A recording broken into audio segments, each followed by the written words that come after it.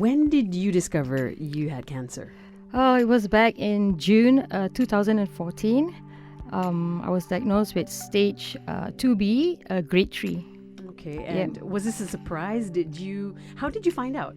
Back then, just a year before that, in 2013, my mom passed on from breast cancer.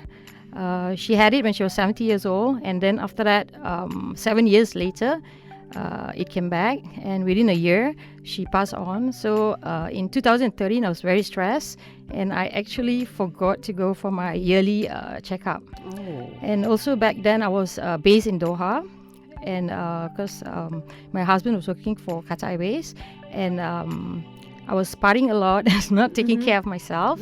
And one day, I realized, one morning I woke up, and my left arm was feeling numb. Oh. So it was such a strange feeling. And so I called my sister back in KL, and I told her about it. And she asked me to actually come back and see my doctor, which is Dr. Pat, in Pantai. And I said, okay, I'll come back. But then I was waiting for a bit to see whether, if the pain or the numbness went away, but it didn't. But in this time, did you suspect it could be breast cancer? Did you do any self-checks? The thing is, my kind of breast, there's a lot of lumps in it. So I do check, but somehow I kind of miss it, I think. Okay. Yeah. So what happened next? You flew back to KL. So yeah, I started getting a bit scared, and so I flew back to KL, and I told my sister, like, come on, let's go together. Because usually what we do is that we go for our checkups together, my sister and I. She's 2 years older than me. So it's kind of like, okay, let's go and do it. So I went and saw my doctor and did all the checkup. And I was sitting outside after the mammogram. And I told my sister, I said, this is it, the moment, if they find something, they will actually call me back. I told her that's what happened with my mom, because I went with my mom for all the checkups. They will call you back and they will ask you to redo certain parts.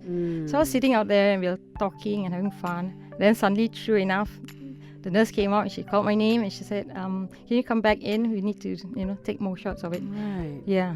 What was treatment like? The whole thing took 1.5 years of treatment. Yeah. And in that time, your husband was in Doha, right? You said? Yes, because pilot. So what happened was that he used to, I think so far, the first treatment, he came back because we wanted to start together. And then I realized, some people, when you go through this kind of things, they themselves can't take it. So I look at him and I saw that it was difficult. I mean, I'm quite an open person. I like to talk about my feelings and everything. But he seemed kind of like, I found that he couldn't handle it so well. Right. So what I did was that each time I was having, they kind of tell you your schedule, right? When you're going to have your treatments. And I kind of didn't want him to come down.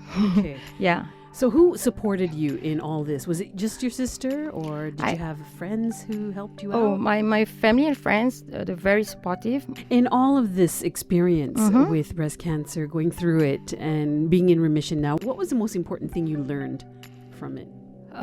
Well, sometimes, you plan your life differently and things happen, but you just have to continue and cope with it, do the best that you can, don't give up. Because I've got the other part of it was when I completed my treatment in 2016, my husband then just decided to leave.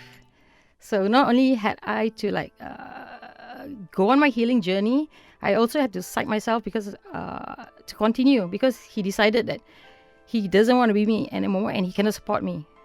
He's not there. And I kind of knew it. So I was like, okay, I told him, if you can't, it's fine, because I'm on my healing journey. I need to exercise. I was slowly exercising, walking daily, and eating well and all that. And he wasn't for that. He wasn't for that? No, he's a party guy. So I just told him, I was like, you are so strange, but it's okay. I'll continue because I have my family and my friends. Wow, but that's a big loss, or was it? I mean, losing your marriage to cancer, well, to other things I'm sure as well, but how did you go through that? It must have been really tough. Yep.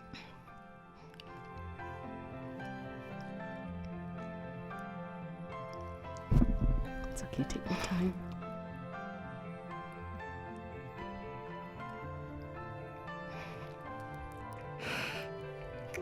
Oh, Audrey, it's fine. Don't worry. Okay. It must have been really tough. Yes, it was really, really tough. But I guess within me, right, I knew that if I had to continue this journey and to heal myself, I had to think about myself and my daughter. You see, sometimes some people are in your life for different reasons, and I guess my journey with him ended there. You know, I read a lot, and I thought a lot, and I thought, no, okay, if this guy doesn't want to be with me, he cannot support me, I have to continue, you know. I can't just give up like that. What is your message for those newly diagnosed with cancer and those who are undergoing treatment? Well, I think most important is that they, I know it's tough on them, like for me to say, stay positive, stay strong. Everybody tells you that it's going to be all right, but you really need to take time to sit down. That's what I did. I sat down and I was sad. I cried. I did all this, and then I said, there must be a reason why this is happening to me. Maybe I need to look at my life again. So I did a lot of internal getting to know myself better, and whether I can cope, my food, looking at all areas, my friends, my family, and I felt that I held a lot of anger in me, and I needed to forgive so many people. So for those people who just diagnosed and you feel life is not fair and all that, just sit back. Sometimes these things happen for a reason. I know it sounds cliche, but it does. And just go through with it. Do what you need to do. Be strong, and handle it. And I tell you, later on, you will look back and you say, oh my goodness, it's sometimes a blessing, because you turn out to being somebody different. I'm totally different than what I was before. Crazy but true, yeah. And I actually like myself now better. I think that's a wonderful message, Audrey.